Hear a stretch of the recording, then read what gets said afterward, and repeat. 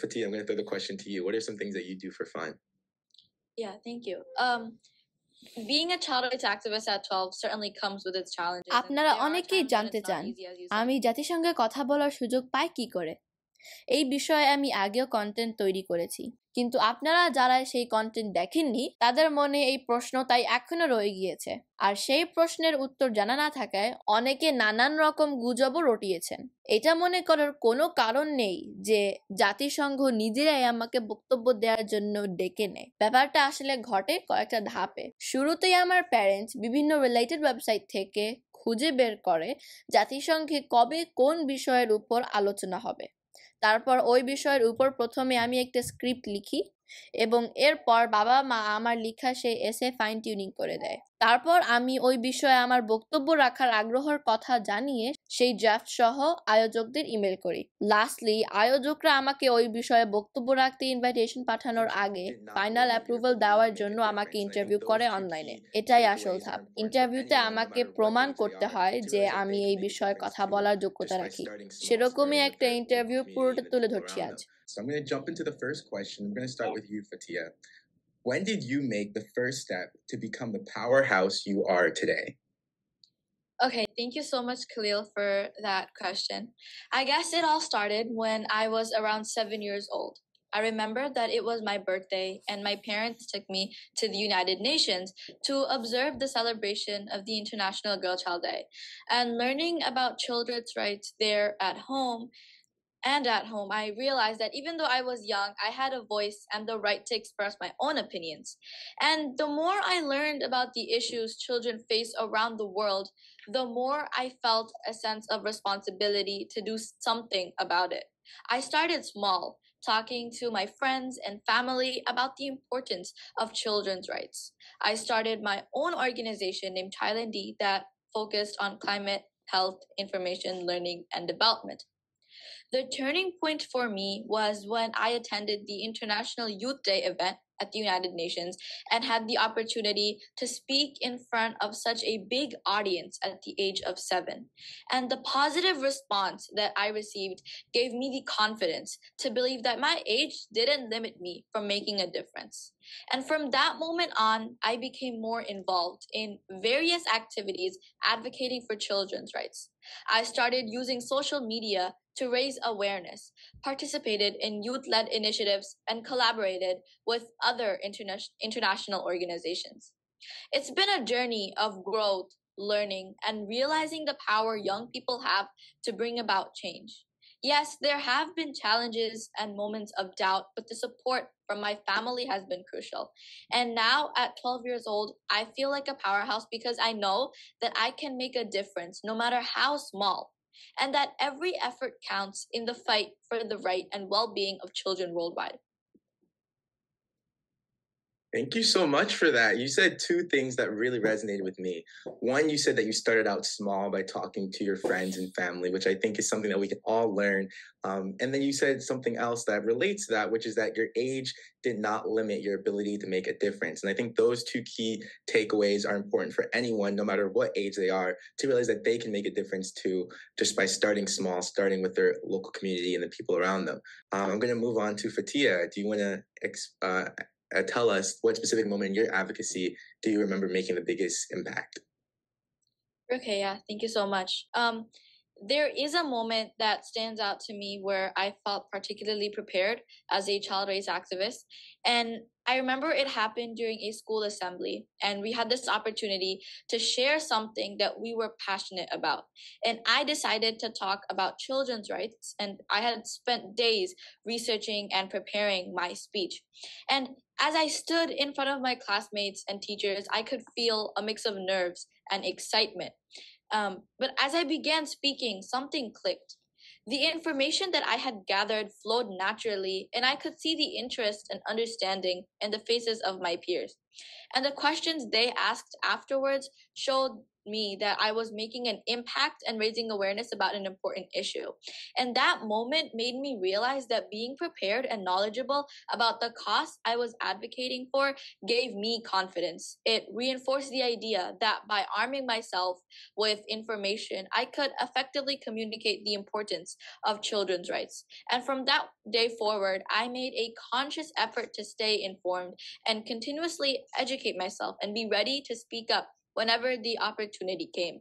It was a turning point that helped shape my journey as a child rights activist, as I saw that even though I made a small impact, I was able to raise awareness effectively among my peers. So I think that was the turning point for me. Thank you for that story. I think being prepared with information is always how you can add more credibility to whatever you're advocating for. And I think you realizing that so early on is important and will just take you so far as you continue to be an advocate. Building off of that point, I want to ask you about the people in your life who inspired you to be the person you are today, because I think it's so important for us to give a shout out to our mentors, to people who give us the ability to continue on their legacy. For me, I think of people like Frederick Douglass, who was a writer back in the 1800s, and I reread some of the essays that he wrote when I'm writing or researching. And I think that everyone in this space has a few key people that they reference as inspiration. So I'm going to start with you, Faatiha. Who inspired you to be confident in standing up for these issues, and who helped you to build your platform? Right. Thank you so much for asking me that, because I think it's really important, because I've been fortunate to have some amazing sources of inspiration and support in my journey as a child rights activist. One person who inspired me greatly was my mother. Although she was not involved in social issues and activism, seeing my passion for making a difference, she encouraged me to explore my own interests, and she became my mentor, guiding me on how to research, articulate my thoughts, and engage with others effectively. Additionally, my teachers played a crucial role in boosting my confidence. They encouraged me to voice my opinions, supported my involvement in school clubs and activities related to children's rights, and provided valuable insights on the challenges faced by children around the world. And their belief in my ability to create change fueled my determination. And as you said, building my platform wouldn't have been possible without the support of partner organizations like UNICEF and others, because they allowed me to address different important events focused on child rights. And these opportunities provided me with a platform to share my message with a wider audience and connect with like-minded individuals.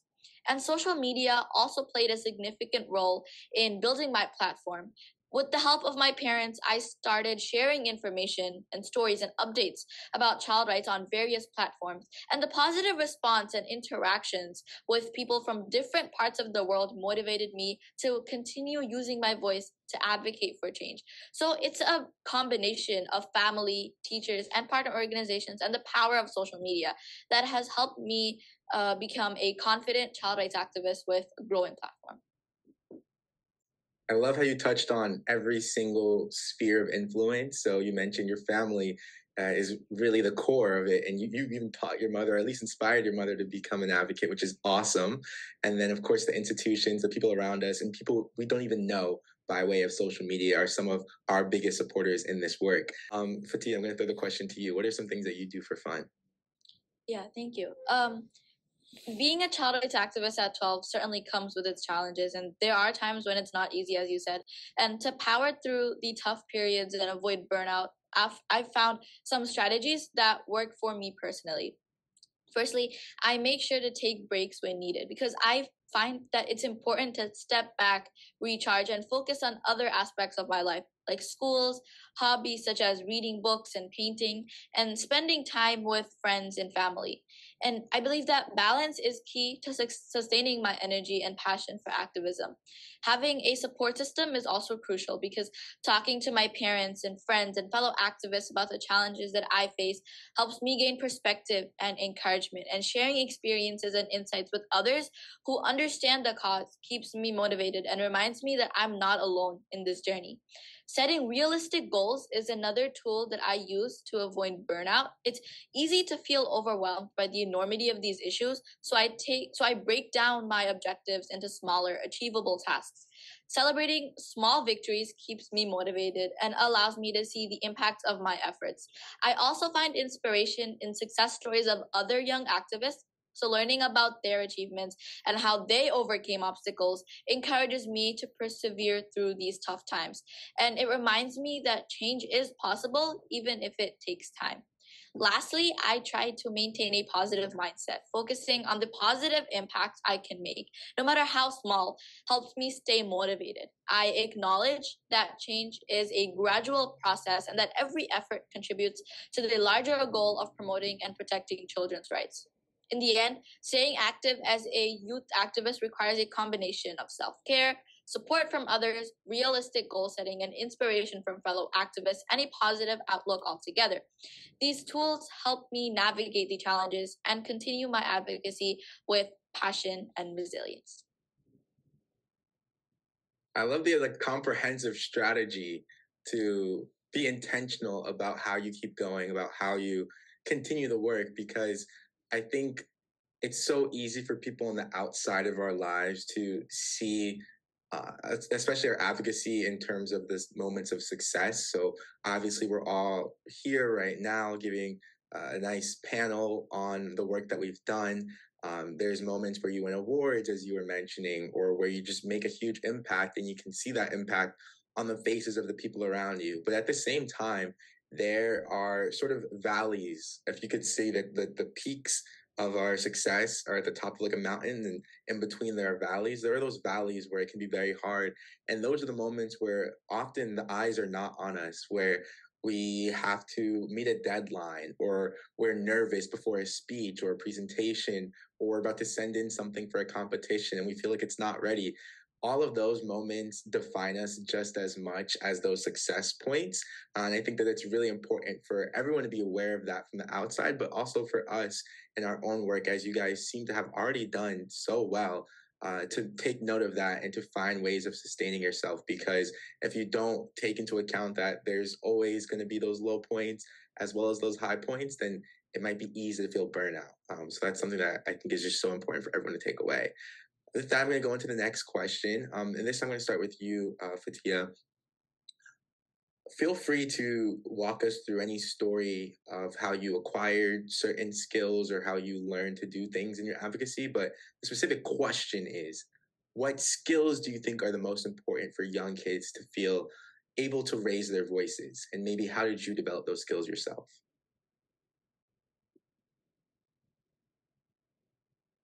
Sorry. Okay, thank you. For young kids like me who want to raise their voice for child rights, I believe that a few key skills are crucial. First and foremost, I think communication is vital. Being able to express my thoughts and ideas clearly helps me convey the importance of children's rights to others. This includes not only speaking, but also active listening to understand different perspectives. Research skills are also essential. Learning about the issues that I care about equips me with the knowledge to speak confidently and back up my arguments. I think it's important to be well informed and understand the facts behind the issues affecting these children. Creativity is another valuable skill. Finding innovative ways to share my message, whether through art, storytelling, or social media, helps me capture the attention of my peers and adults alike. Creativity makes the message more engaging and more memorable. Collaboration is also key in the world of activism because working with other young activists or joining groups and organizations allows me to amplify my impact. By pooling our strengths and ideas, we can address child rights issues more effectively. Resilience is a skill that helps me navigate challenges and setbacks.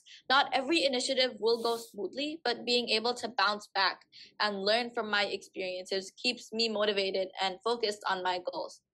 And lastly, I think empathy is fundamental because understanding the experiences and struggles of other children around the world helps me connect with the cause on a deeper level. It fuels my passion and commitment to make a positive difference.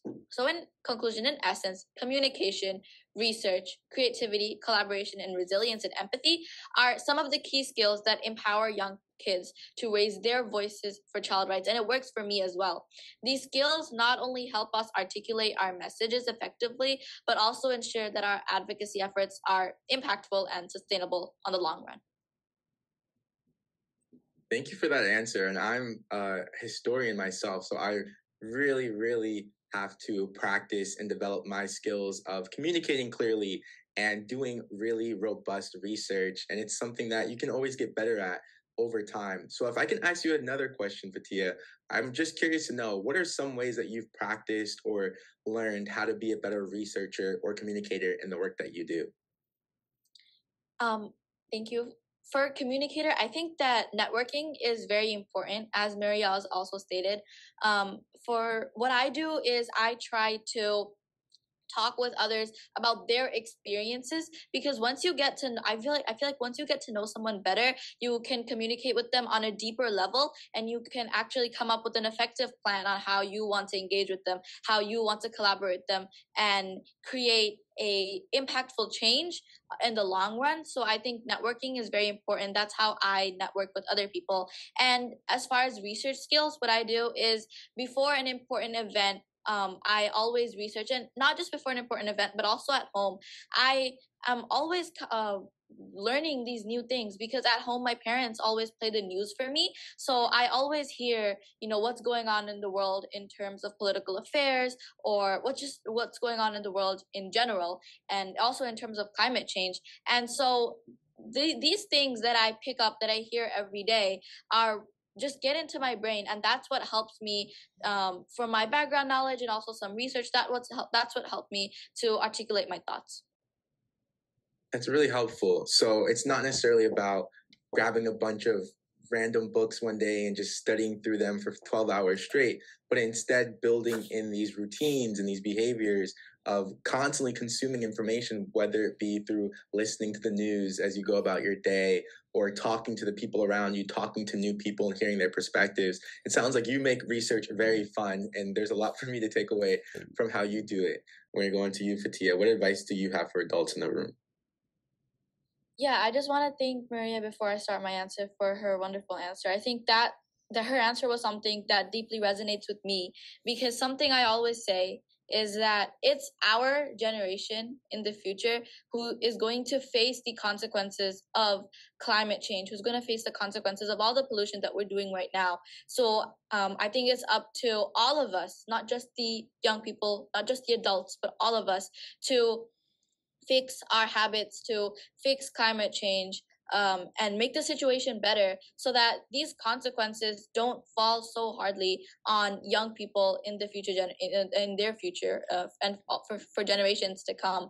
For adults, I also want to say that supporting young people is crucial, because these young people will be the future leaders of tomorrow, and to support them, to continuously give them feedback and advice, I think that's really important to shape a world that is suitable for all, and that's very sustainable and great for all. I like that mindset, because it's not like they're adults and they're young people and we're constantly trying to one up each other or we're competing in any way. It's really an effort for everyone to benefit from it. And I think by young people and adults and older people creating these sort of bridges amongst our communities and listening, as you both have mentioned, it benefits everyone in the long run. And I think that's something important to remember. It's not in any way a competition, though sometimes people may frame it that way. It really is not. So in talking maybe less about the issues that can come up in the future and the likelihood of climate change making us move to Mars, to flip that around and talk more about positive things, I want to ask both of you, specifically we're going to start with Faatiha, what is something that you're excited about in the future, something you're looking forward to? Thank you. Okay, so as a 12-year-old child rights activist, I'm actually genuinely excited about the possibilities that the future holds. One of the things that excites me the most is the potential for even more young people to join this cause. Seeing a growing number of kids and teens passionate about making a difference gives me hope for a world where children's rights are at the forefront of global consciousness. I'm also eager to continue to expanding my own knowledge and skills, learning more about these different issues related to child rights and discovering new ways to advocate for change keeps me motivated. I look forward to gaining more experience and becoming an even more effective voice for children's rights. The prospect of witnessing positive changes and reforms is another source of excitement. I believe that the collective efforts of young activists can contribute to creating a world where every child's rights are not just acknowledged, but also protected. And I think technology also plays a significant role in connecting these people and spreading awareness. I'm excited about the potential of digital platforms to amplify our voices and reach a much wider audience. The ability to connect with like-minded individuals globally inspires me to think about the broader impact that we can have collectively. So overall, the future holds countless opportunities for growth, collaboration, and positive change in the realm of child rights activism. And I'm excited to be a part of this movement and contribute, even in my small way, to creating a better world for all children. Powerful answer. There's a lot of things to look forward to, especially when it comes to solving some of the problems that we brought up before. So I want to ask Faatiha, how would you extend that? What else could Nickelodeon, Paramount provide young kids? Yeah, just like Maria said, platforms, because I think platforms are also really important. If these companies provide us platforms, then we can raise our voices to reach more youth, and we can reach people on a global scale. And not just platforms, but I think Nickelodeon itself, or these other companies, could also extend their reach of younger people and help to raise awareness about these specific issues and reach it to the younger people more, not just the adults who will help to fix this issue, but also the young people, so that they can find that passion spark in them, so that they can actually start to advocate, find that starting point. So I want these companies to be that starting point for these young people, so that they may start their journey in contributing towards a better world for all. So I just have two more questions I'm going to ask before we wrap up. They're both very quick, but I want to ask both of you because I'm curious myself. Where did you find out about opportunities like the ones from UNICEF? I'll start with Faatiha. Okay, so I actually said this in, I think, the beginning of this panel, but when I was 7, I went to the International Girl Child Day, and that event was actually hosted by UNICEF. I went there not to speak, just to be an observer. It was actually my birthday that day, and so my parents took me to the United Nations there. And the event was actually hosted by UNICEF, and I saw so many people come together. It was honestly the biggest audience that I've ever seen. I saw so many people come together, network, collaborate, and I think that really inspired me to see that these platforms are actually open spaces for everyone to collaborate, to share their thoughts. And I think that was the starting point where I saw that UNICEF could be a big platform for me. And it wasn't until, I was definitely collaborating with UNICEF. It wasn't until I think 1 or 2 years ago that I actually started to collaborate and be involved with UNICEF specifically even more. I spoke at their gala. And then after that, I realized that the impact that I had on people at the UNICEF gala, that impact actually helped me to meet more people, to network more, and to collaborate with more people. And I think that was one of the biggest and starting points, one of the biggest experiences and best experiences that I've had so far. So that was the starting point with UNICEF, and also the biggest inspiration. Thank you for that. I love hearing an origin story. So that's very inspiring. It gives people a very clear perspective on where they can start, in your case, specifically with UNICEF. Faatiha, I'm going to throw it to you. Yeah, my last message would just be to collaborate more. Seeing Maria here just kind of really inspired me because I'm always meeting, new people, new activists. But I think Maria, you are really inspirational to me because, as you said, you started from scratch, and I would like to see more people who find that passion within them, who find that spark of inspiration within them, and they're not just doing it because they have to, they're doing it because they want to, they're doing it because they have a cause, they have a purpose. And so that's why my last message would just be to find that passion within yourself, to find that one topic that you're really passionate about, and to advocate for what you believe in, because we can all make a difference no matter how small. And once we all come together, that one difference we can have this massive impact on the entire world. We can have this massive impact globally.